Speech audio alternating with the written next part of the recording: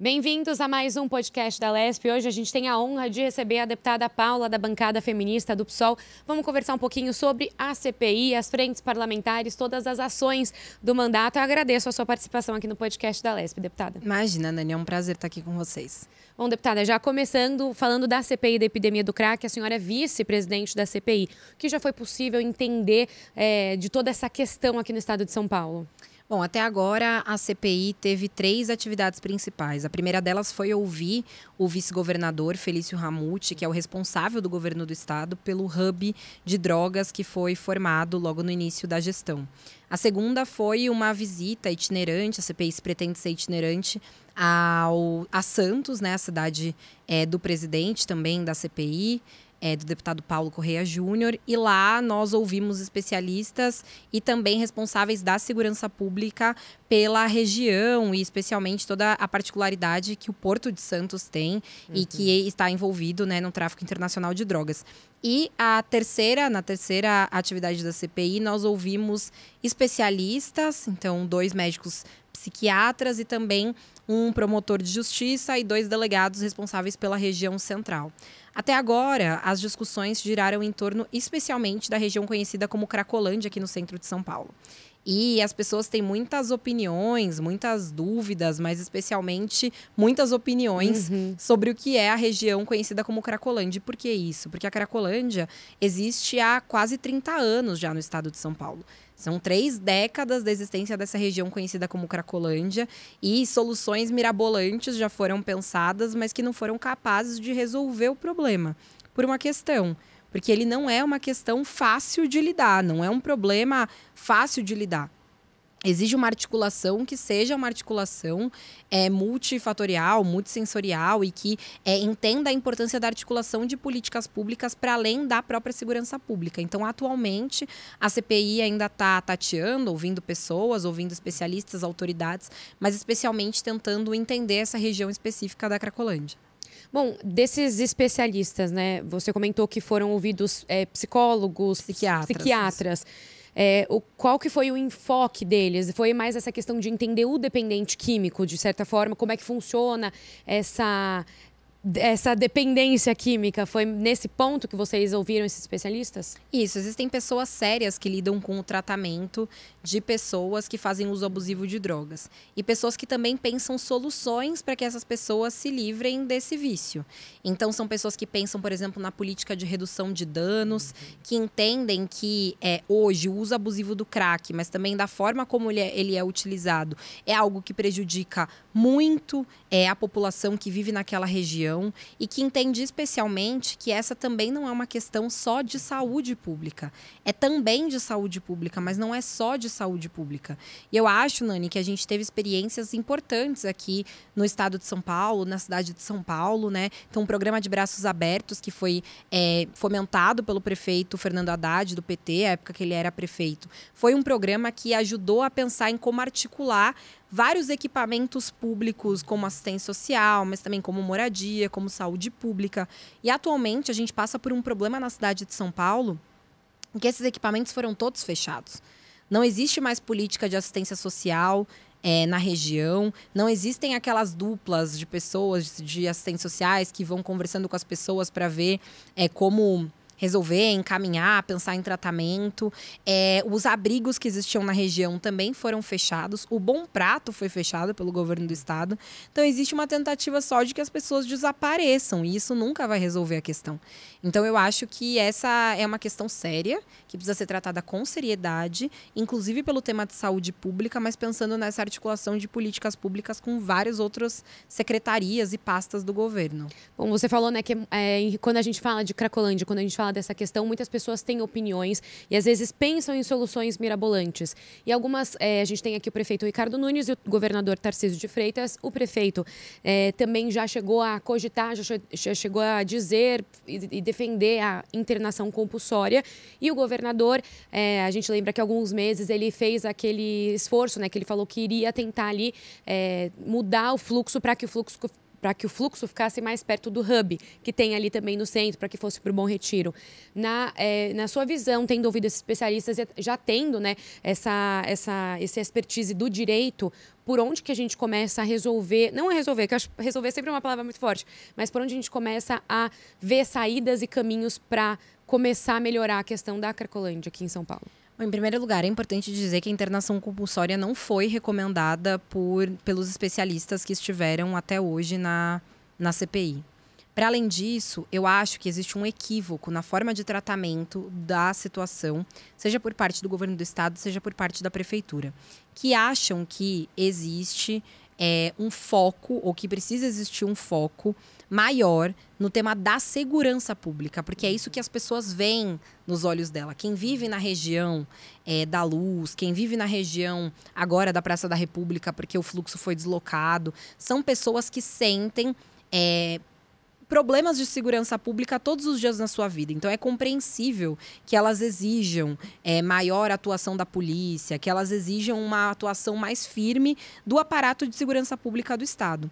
O problema é que é isso que eu disse. Não é uma questão que se fosse prender as pessoas, que se fosse jogar bomba para dispersar o fluxo, se fosse essa questão, isso já teria sido resolvido há 30 anos. Então, eu entendo que existe uma falha da operação anterior, que foi a Operação Caronte, uma operação articulada entre o governo do estado e prefeitura de São Paulo, que focou na prisão de usuários de droga. E aí, veja, eram grandes operações que aconteciam, inclusive de madrugada, de forma ostensiva, com armamento, com a GCM, com forças especiais da polícia, que prendiam muitas pessoas, mas nós já temos dados que mostram que as pessoas que foram presas em 2022, dentre elas, 90% foram soltas. E foram soltas porque essas pessoas não eram traficantes, elas eram usuários de droga. Então, existiu uma tentativa dupla. Em primeiro lugar, de prender usuários de droga, mas que no dia seguinte eram soltos e voltavam para o fluxo, porque quando batia no judiciário o caso, via-se que essa pessoa tinha só um cachimbo com ela, não tinha droga, e cachimbo não é materialidade para manter prisão. O segundo é pedir que essas pessoas se internassem a partir da prisão. E delegacia não é porta de entrada de internação também. Então, eu acho que agora, tanto o governo do estado quanto a prefeitura de São Paulo deveriam fazer um caminho inverso, que é apostar em outros tipos de política pública. Restabelecer os equipamentos que foram fechados, por exemplo, abrigos, por exemplo, o próprio Bom Prato, que o governador já disse que não tem interesse em reabrir na região. Pensar nessa política de saúde, fortalecendo a saúde pública, então os CAPs, RAPs e não comunidades terapêuticas, porque nós vimos muitas denúncias de violência que existem em comunidades terapêuticas. Tratamento religioso não é tratamento para pessoa que faz uso abusivo de droga. Isso precisa ser visto pela saúde e não pela religião. Com todo o respeito que eu tenho pelas religiões, eu também sou uma pessoa religiosa, mas tenho convicção de que tratamento religioso não é saída para isso. E as comunidades terapêuticas muitas vezes apostam nessa saída. E atualmente os dados que nós temos mostram que a maioria das pessoas que dão entrada no hub de drogas lá na região da Luz são pessoas que são encaminhadas para comunidades terapêuticas e não para o sistema público de saúde. Então, acho que a gente tem alguns problemas aí no meio do caminho que precisam ser acertados, mas o principal deles é um peso muito grande para a segurança pública, para o deslocamento do fluxo, para deixar as pessoas girando, sem que elas tenham a oportunidade de sentar, de fazer nada, quase como se elas fossem desaparecer, de tanto ficar andando, de não comer, de não tomar banho. Isso não é verdade, a gente já viu que essa política é ineficaz. Bom, seguindo aqui para os projetos, né, que o seu mandato tem se debruçado, tem trabalhado. Recentemente, vocês apresentaram o projeto de lei 1302 de 2023. Ele ainda está aqui em tramitação na casa. Eu queria que você explicasse para a gente um pouquinho o que é o projeto, o que ele diz e como é que foi, como é que surgiu essa necessidade de ter esse projeto. Bom, Nani, a primeira coisa foi que quando eu fiquei grávida e me descobri grávida, né, eu pensei que a minha filha vai ser uma criança que com certeza vai frequentar muitos espaços públicos. E poucas pessoas pensam de que forma crianças são trocadas e amamentadas, bebês são trocadas e amamentadas em espaços públicos pelas mães ou até mesmo pelos pais, porque essa tarefa de cuidado é uma tarefa de todos nós. E ainda que a gente veja em locais como shoppings, por exemplo, espaços família, então espaço com trocador, com local de amamentação, essa não é uma realidade dos prédios públicos. Aqui na Lesp, por exemplo, quem frequenta a Lesp sabe que poucos banheiros têm trocador, Muitas vezes são banheiros que ficam escondidos lá no meio da sala dos gabinetes dos deputados. E as pessoas que frequentam por outras razões, por exemplo, para usar o poupa-tempo, elas não têm acesso a nenhum lugar. Eu já vi mais de uma vez familiares trocando as crianças na cadeira lá do poupa-tempo, porque não tem acesso a trocador. Então, pensando nisso, nós entendemos também que, infelizmente, não existe uma lei no estado de São Paulo que garante a existência desse tipo de espaço de trocador, mas também de amamentação nos espaços públicos. Então, a criação de espaços como espaços família, né, no modelo que existem nos shoppings, ou espaços coruja, enfim, tem muitos nomes para ele, mas que basicamente são espaços de trocador, né, de fraldário, mas também de amamentação, são espaços que devem existir. Foi por isso que nós propusemos esse projeto de lei. A gente espera que ele seja aprovado o mais rápido possível, inclusive para ver esses espaços transformados, porque é um espaço que não acolhe bebês, é também um espaço que não acolhe suas mães, e isso é um grande problema que o poder público precisa resolver. Bom, recentemente também teve até uma aprovação aqui por parte de vocês, né, dos deputados, da reabertura de uma creche. Isso vai aí também no mesmo sentido, a reabertura de uma creche aqui, né? Também vai nesse mesmo sentido desse projeto? A reabertura da creche aqui é muito importante. A creche da Alesp, ela inicialmente foi construída para que os funcionários efetivos, ou seja, os concursados, tivessem acesso, mas também houve uma luta para que, na verdade, houvesse a ampliação desse acesso, não só por parte de trabalhadores que não são concursados, e dou aqui o exemplo das trabalhadoras terceirizadas. Vejam, quantas trabalhadoras terceirizadas na limpeza nós temos, muitas até de segurança aqui dentro da casa, e que não tinham acesso à utilização da creche dentro do espaço de trabalho delas, simplesmente porque não eram servidoras efetivas. Então, agora houve uma transformação desse projeto. A ideia é que a creche da Alesp seja, inclusive, aberta para a comunidade no entorno da Alesp e com convênio com a Prefeitura de São Paulo. Eu estou muito animada para isso, eu quero muito ver a Flora estudando aqui. E eu acho que esse também é algo que garante uma melhor integração, né? Eu vou dar um exemplo para você de que a nossa licença maternidade aqui é de 120 dias. Inclusive, nós estamos pensando em projetos de lei para transformar e adequar as normas da OMS que sejam de 180 dias, não só para parlamentares, mas para todos os funcionários daqui da casa. Só que a OMS também, e por isso que a licença é de 180 dias, recomenda que a amamentação seja a forma de alimentação exclusiva de bebês até os 6 meses. Então, como que mães vão voltar a trabalhar com 4 meses, né? Depois de 4 meses de licença maternidade, com os bebês precisando serem amamentados exclusivamente até os 6 meses, sem creche no local de trabalho? Tudo isso, essa conta é uma conta que não fecha. Assim, a gente acaba privando os bebês, não só as mães, mas também os bebês, de um desenvolvimento saudável, de um desenvolvimento seguro. Por isso que essa luta é uma luta combinada. É a luta da reabertura da creche, é a luta da ampliação da licença maternidade, mas também de espaços adequados em prédios públicos para essas crianças. Recentemente, até você esteve aqui no Estúdio Alesp falando desse projeto, e acho que você mencionou, aí você me corrija se eu estiver errada, mas mencionou que nunca tivemos antes de você uma parlamentar grávida ainda exercendo no mandato, é isso? Nós tivemos a Marina Elô. Em 2020. É verdade, a Marina Elô tem 2 filhos. O que nós não tivemos foi uma deputada grávida, segundo a informação que eu tive, com o funcionamento do Alesp sem papel. Tá. Então, agora a gente tem dificuldade de entender até como vai ficar o mandato e a dinâmica do mandato durante a minha licença, porque a gente precisa fazer tudo pelo sistema interno.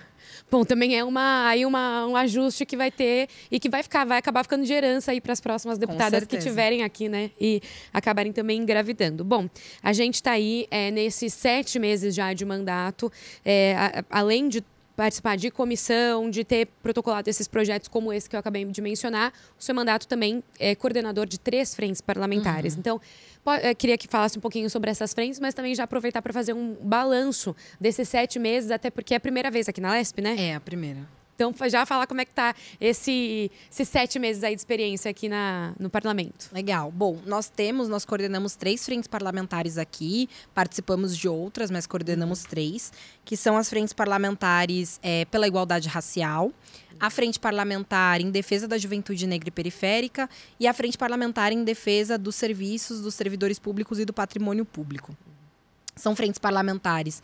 E é importante dizer, nós somos um mandato composto por 5 codeputadas, né? E cada uma de nós tem uma atuação, um trabalho diferente, distinto. Então, a Simone acaba ficando mais com a Frente Parlamentar da Igualdade Racial, eu com a Frente Parlamentar em Defesa da Juventude Negra e Periférica, que articula especialmente jovens por conta da segurança pública, então familiares de vítimas de violência do Estado, familiares de pessoas presas, também jovens que são linha de frente de movimentos culturais, como funk, como rap, e a outra frente parlamentar em defesa do serviço público, porque a Sirlene é professora do Centro Paula Souza, e a gente sabe que a defesa do serviço público é algo que passa muito aqui pela casa, e isso é importante para nós. Nós também estamos em 2 outras frentes parlamentares, que são coordenadas pelo Guilherme Cortes, e nós exercemos um papel importante com outras 2 codeputadas. Uma delas é a Frente Parlamentar de Combate às Mudanças Climáticas, que a Mariana, nossa codeputada, participa. E a outra é a Frente Parlamentar LGBTQIA+, que a Carol Yara, também nossa codeputada, participa. Então, a gente usou as frentes parlamentares para distribuir o trabalho das nossas codeputadas, entendendo que tem algumas coisas que só eu posso fazer aqui, mas outras tantas elas também podem fazer, e para a gente isso é bem importante. Eu avalio que o nosso mandato é um mandato bastante ativo aqui na casa, nós protocolamos muitos projetos de lei, eu sempre estou no plenário participando das discussões, fazendo os debates que são necessários, fazendo inclusive a oposição, que para a gente é tão importante ao governo do Estado, participando das frentes parlamentares, da comissão, vice-presidindo a CPI, mas também é um mandato que atua muito da porta da Alesp para fora. E isso, para a gente, é algo que a gente não abre mão, sabe, Nani? Porque o mandato parlamentar, ele é um mandato importantíssimo dentro da Alesp, mas ele também é muito importante da porta da Alesp para fora, apoiando mobilizações, apoiando greves, apoiando atos, manifestações. Tudo isso é um papel de um mandato ligado aos movimentos sociais, como é o nosso. E a gente nunca se deslocou dos movimentos sociais, mesmo tendo ganho um mandato. Então, a gente sempre combina toda essa articulação, que é a vida interna na Alesp, também com a vida fora dela. Bom, agora seguindo um pouquinho para esses, justamente ainda falando desses 7 meses, mas uma visão aqui mais macro, né, do funcionamento do parlamento. Então, a gente teve aí temas polêmicos nesse primeiro semestre, tivemos discussões agora já nesse segundo semestre, na verdade, mas nesse início, né, nesse primeiro ano aí, como o COSUD, as taxas judiciárias. Então, queria uma avaliação, como é que foram essas discussões? Foi possível já chegar a bons lugares aqui para a população de São Paulo? Eu avalio, Nani, em primeiro lugar, que infelizmente a Assembleia Legislativa ela discute poucos projetos dos próprios deputados. Essa é uma primeira questão. A gente aprovou até agora poucos projetos de deputados, basicamente nessa legislatura metade dos deputados tiveram projetos de lei aprovados, mas também poucos desses projetos se tornaram leis efetivamente, porque poucos desses projetos foram sancionados pelo governador, muitos deles foram vetados e projetos que previam políticas públicas importantes. Então, o projeto de lei do Guilherme Cortes, que previa uma política de combate às mudanças climáticas aqui no estado. O projeto da Ediane Maria, que previa a criação de uma casa da doméstica aqui no estado. São projetos de lei que não foram sancionados pelo governador. E a gente pode falar de tantos outros. O projeto do Paulo e da Mônica, que previa que existissem psicólogos nas unidades escolares, enfim. Então, muitos projetos foram vetados pelo governador aqui na casa. Então, esse é um primeiro tema. Infelizmente, a gente discute pouco os projetos e a produção legislativa dos próprios deputados. O segundo tema é que também o governador escolheu até agora governar de uma forma em que ele passasse poucos projetos por aqui.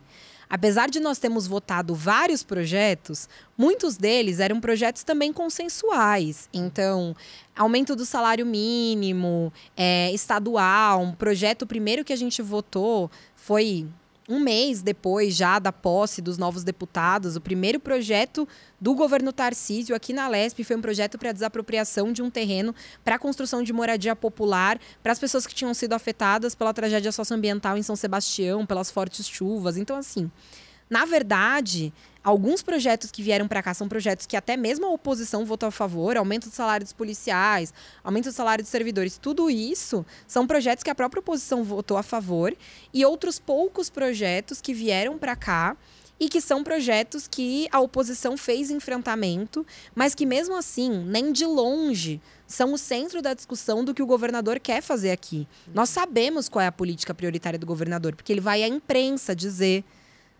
sabe? Porque ele vai a conferências dizer... Mas nem de longe a principal questão do governo do estado é o COSUD.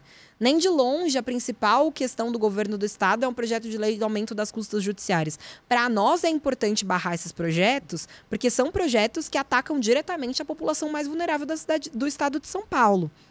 Mas a política central do governador é outra. A política central do governador é falar sobre as privatizações, e ele sempre vai à imprensa falar sobre isso, e ele vai tentar passar cada projeto de privatização sem passar aqui pela casa, o máximo que ele conseguir. Então, ele já está fatiando o metrô, as linhas do metrô, do trem, e fazendo leilões específicos para cada uma dessas linhas, pensando leilões específicos para cada uma dessas linhas, sem que isso necessariamente precise passar pela Assembleia Legislativa, e ele vai passar por aqui o que ele precisa mesmo passar.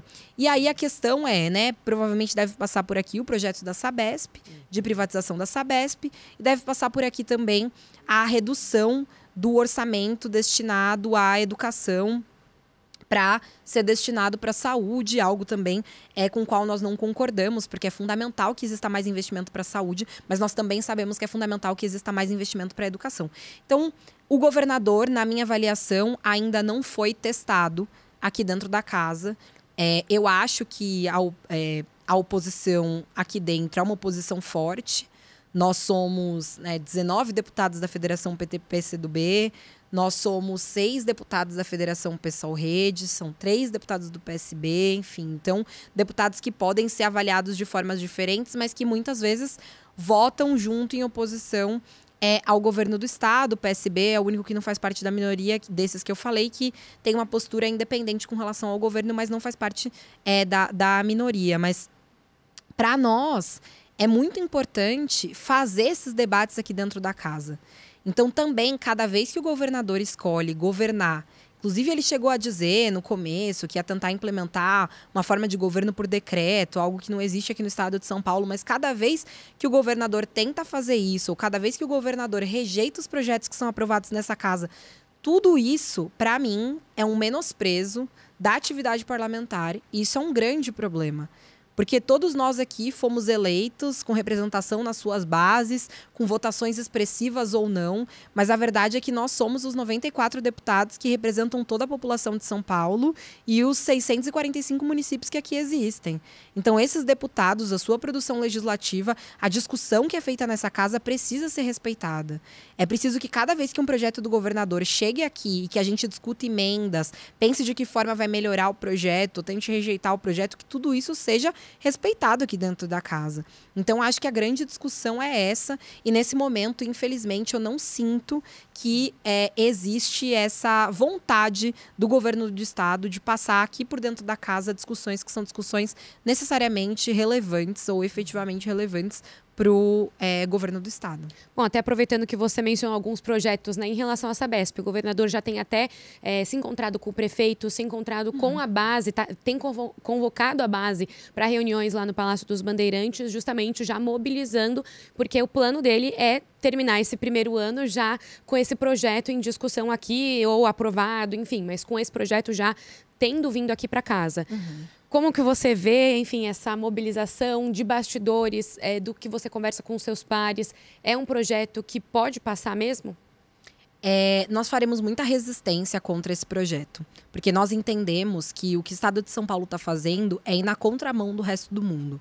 Eu digo isso porque o governo do estado está tentando privatizar o saneamento básico, privatizar o fornecimento de água e esgoto aqui no estado de São Paulo, justificando que supostamente estaria se adequando ao novo marco do saneamento básico, quando na verdade cidades, quase 300 cidades ao redor do mundo, que privatizaram seu serviço de água e esgoto, estão voltando atrás e reestatizando esse serviço. Especialmente por 2 fatores. Primeiro, porque o serviço fica mais caro, a tarifa fica mais cara, não tem jeito.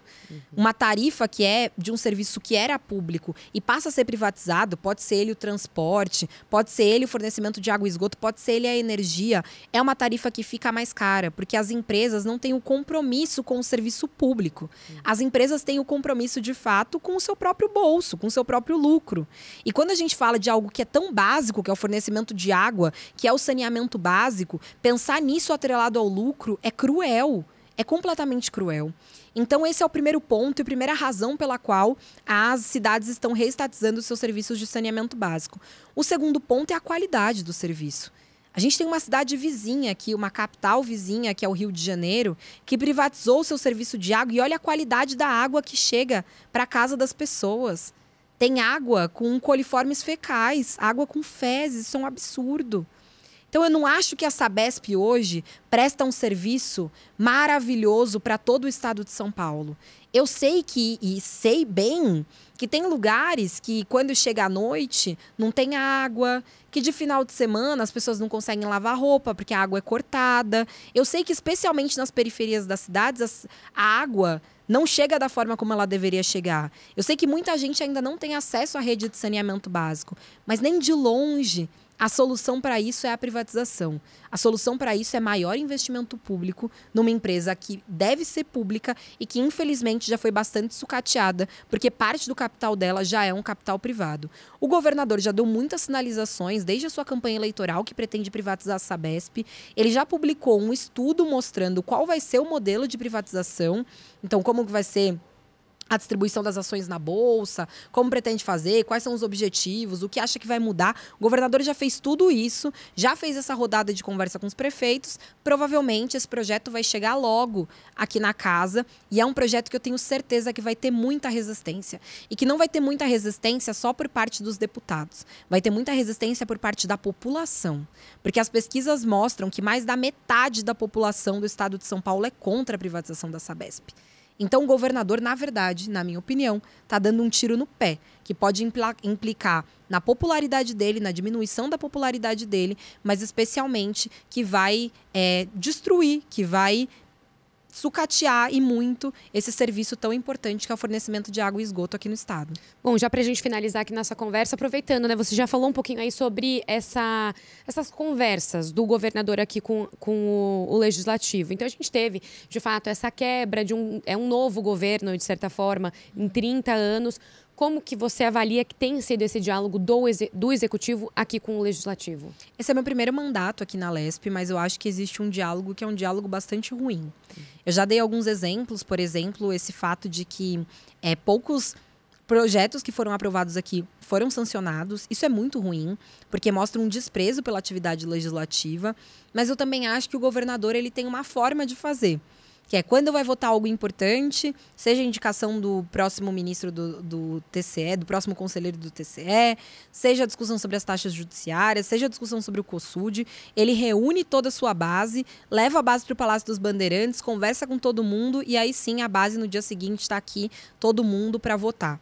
A mesma coisa ele faz quando ele garante a indicação ou um valor de indicação para alguns parlamentares, que é o caso do que aconteceu recentemente. Alguns parlamentares tiveram a possibilidade de indicar para o governo do estado, que são chamadas emendas voluntárias, mas que na verdade não são emendas, são indicações que os deputados fazem para que o governo do estado invista em algumas cidades, em alguns setores do estado, e que alguns deputados tiveram acesso, outros não, como é o caso da bancada do PSOL.